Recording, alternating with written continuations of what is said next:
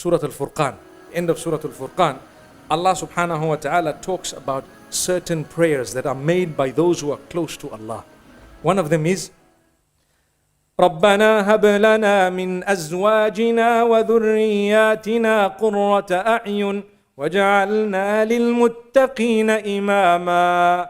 O Allah, O our Rabb, O our Rabb, grant us, we're asking Allah subhanahu wa ta'ala, Hab lana, grant for us, from our spouses and our children, our family members, those who are the coolness of our eyes. When you look at them, you're so happy. When you look at them, you just don't get full. MashaAllah, you need to look again. You need to look again. Subhanallah. Imagine a guy married for 20 years, following his wife, just looking at her face and smiling. La ilaha illallah.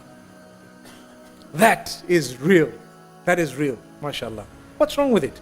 When you do something like that, it's actually an ibadah. You made someone feel worthwhile.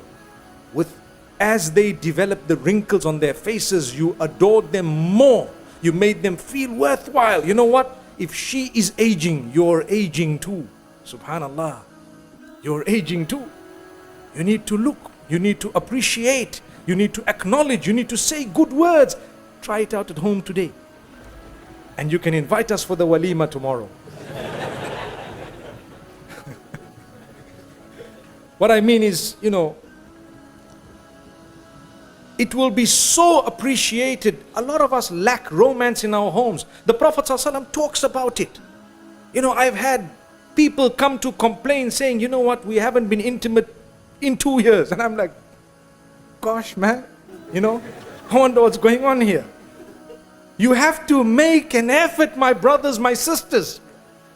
Do you know the Sahaba radiallahu anhum, when they were told, fi bud'i ahadikum sadaqatan, to be intimate with your spouse is an act of worship and an act of charity.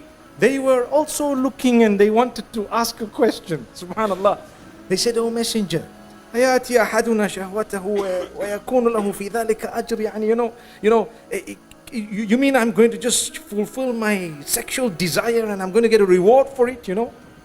There was no embarrassment. I'm actually honored to be speaking in the house of Allah about what the Messenger, peace be upon him, said. He said, hey, if you were to put your organ in haram, would you get a sin? They said, yes. Well, if you put it in halal, you'll get a big reward. There was no embarrassment. He spoke about it. Ibādah. One day, may Allah grant this man Jannah, he passed away, one of the imams in one of the masajid back at home in South Africa. The imam was slightly late for Salatul Fajr. Slightly late, a few minutes. Now you know what happens with the imams. Normally you have the people behind, they roll, hey, you late. He got up, he said, brothers, don't pick on me. I was engaged in another act of worship. He says, I've come from Ibādah to Ibādah. It's a fact. And you know what? Those who understood knew what he was saying. And he said it. And nobody dared say a word. From that day, he was the hero of all the youngsters. They said, the man is old, but is not cold.